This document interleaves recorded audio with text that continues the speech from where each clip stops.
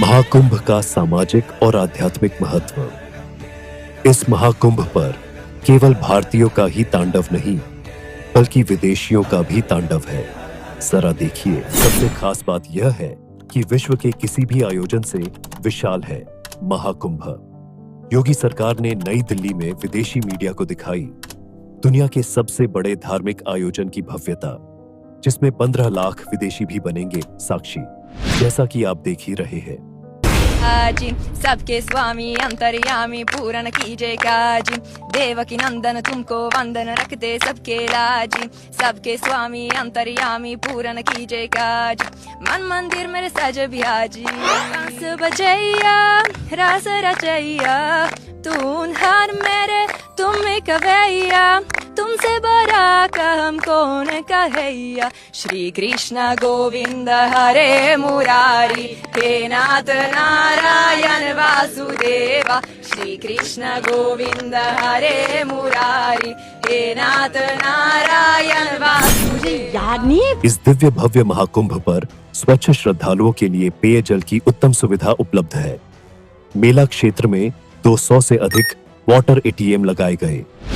इस मेले क्षेत्र में उत्तम विद्युत व्यवस्था की गई है, जिसमें 67,000 स्ट्रीट लाइटें लगाई गई, जिससे पूरा प्रयागराज जगमगा उठा है। इतना ही नहीं, इस भव्य महाकुंभ में आपात स्थिति से निपटने की पूरी तैयारी की गई है, जिसमें 126 रोड एम्बुलेंस, 7 रिवर एम्बुलेंस और एक एयर एम्बुलेंस की व्यवस्था की गई है। महाकुंभ में आने वाली भीड़ की तस्वीरों से लोगों का अंदाजा लगाना बहुत मुश्किल है। ऐसे में सटीक अनुमान के लिए मेला क्षेत्र में एआई बेस्ड हाईटेक कैमरे लगाए गए हैं। साथ ही निश्चित दायरे में भीड़ के घनत्व को भी मापा जाता है और कुल एरिया के हिसाब से लोगों की गिनती की जाती है। इस समय महाकुंभ के पूरे मेला क्षेत्र में ऐसे 1800 से अधिक कैमरे लगे हुए प्रयागराज में स्वच्छ महाकुंभ की परिकल्पना को साकार करने के लिए 10,000 से अधिक स्वच्छाग्रही पूरी तन्मयता से दिन रात कार्य कर रहे हैं। मेला क्षेत्र में तैनात सफाई कर्मचारी न सिर्फ सड़कों पर झाड़ू लगा रहे हैं, बल्कि घाटों पर भी नियमित रूप से सफाई कर रहे हैं। महाकुंभ सिर्फ एक धार्मिक आयोजन नहीं है, बल्कि यह भारत की सांस्कृतिक विरासत का एक महत्वपूर्ण हिस्सा है। ये लाखों लोगों को एक साथ लाता है और विभिन्न सामाजिक, सांस्कृतिक और आध्यात्मिक पहलुओं को प्रभावित करता है। भक्तजनों ने झूम के गाया महापर्व है, संतों ने जय घोष लगाया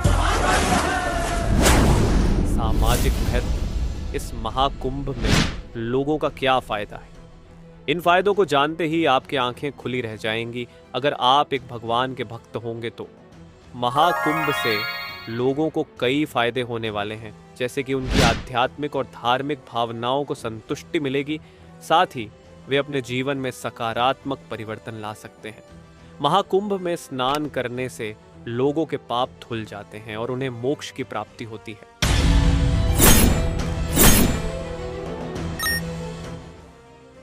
इसके अलावा महाकुंभ में लोगों को विभिन्न साधु संतों और धर्म गुरुओं के प्रवचन सुनने का अवसर मिलता है, जिससे वे अपने जीवन में नई दिशा और मार्गदर्शन प्राप्त कर सकते हैं। महाकुंभ में लोगों को संगम में स्नान करने का अवसर मिलता है, जो कि एक पवित्र और आध्यात्मिक अनुभव होता है। संगम में स्नान करने से लोगों के शरीर और मन को शुद्धि मिलती है और वे अपने जीवन में नई ऊर्जा और उत्साह के साथ आगे बढ़ सकते हैं।